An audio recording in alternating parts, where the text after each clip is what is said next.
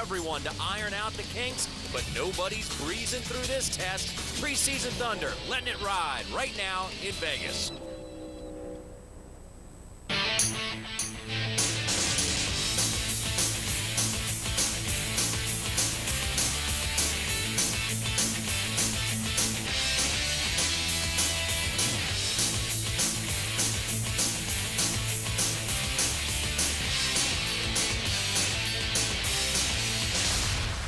It's the test out west. This wild weather day will tell us a lot about the upcoming season. About 1/3 of the season's races will be run on similar racetracks, so the data gathered here today and tomorrow is absolutely vital. Hello, everybody. From Las Vegas, I'm John Roberts alongside of Larry McReynolds. As Preseason Thunder rolls on, you know, it was our original intention to do this show from the Neon Garage, but 60-mile-per-hour wind gusts, Larry Mack, have brought us inside. It was brutal. If we had done this show outside as planned, move over Dave to Spain, we would have been the new wind tunnel show, trust me. And we may have ended up laying on the ground after the time the whole thing was done. Let's take you back to the morning when the wind didn't really bother the race car drivers that much. These 3,400-pound stock cars weren't affected that much, and Denny Hamlin was fastest overall in his Toyota. Right out of the box, Toyota strong just like at Daytona. But remember, this session is almost all the teams, almost 50 teams were at Daytona. They were split up between the two sessions. Trouble early on in this session for Regan Smith in the 01. Yeah, this happened just 30 minutes after the track opened for practice. I talked to Regan. He said, Larry, I was all the way up off the corner on the back straightaway off turn 2, and the car just came around me,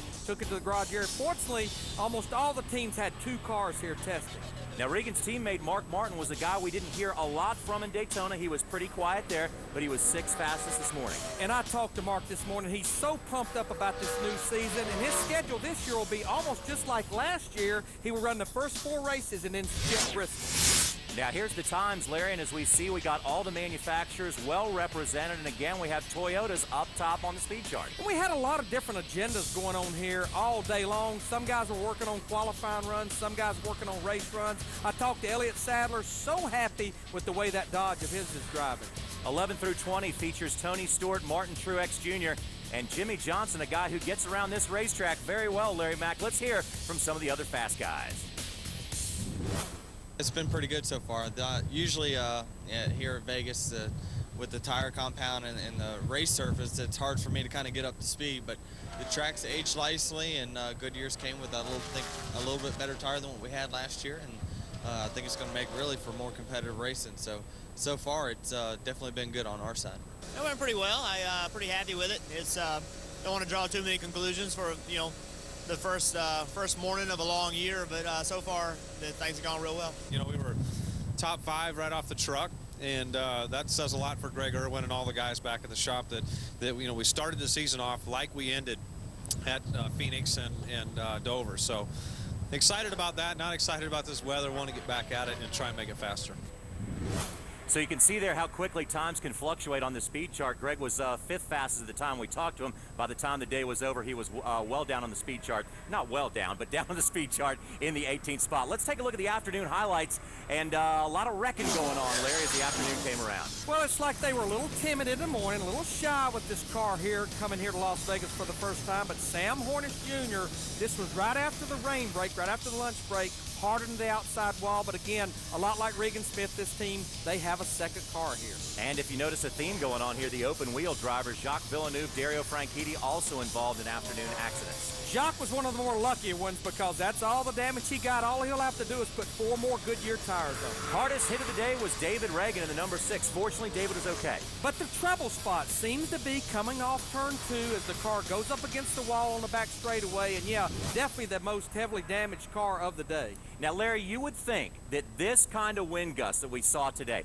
60+ miles per hour, would affect these race cars. We walked up and down the garage area and everybody said, no big deal. Yeah, I mean, I was even a little reluctant as I drove in here this morning. I went, gosh, I mean, this is going to be huge. But you know, JR, you and I were talking earlier, the only time I'm ever really concerned about wind is maybe when we go to Daytona, Talladega, maybe Michigan or Fontana. The stock car guys, they had no complaints. I talked to Elliott Sadler. He said maybe it affects me just a little bit getting into turn 3, and I can feel the push down the back straightaway. But I do definitely think, and I think Bob Dillner will talk about this, that the open wheel guys were definitely feeling the wind move their car around. Now, if you look at the top 10 for the morning session, you see all 3 Richard Childress Racing cars in that top 10. They look strong, and they got Mr. Childress very happy right now. And you know, they were not that happy after Daytona, but they came out of the box strong here. And I talked to Richard this morning. All 3 of his cars were right up there, and I said, how's things going? He said, we know we have got to beat the Hendrick cars. And I said, you know what, Richard, they can be beat. And he said, you know what, Larry? They will be beat, so that group is definitely on a mission. Hey, that is confidence for you coming from RCR, and they have the numbers to back it up so far. Folks, got a big show for you coming up on Preseason Thunder. Still a lot to come from here in Vegas, so stick around. Stick around. We'll check in with Bob Dillner, who's been working the garage to get the latest on who's in good shape. And later, NASCAR drivers place 1, 2, 3 at the Rolex 24. So who's feeling good and who's feeling bad today? Preseason Thunder is back in a moment.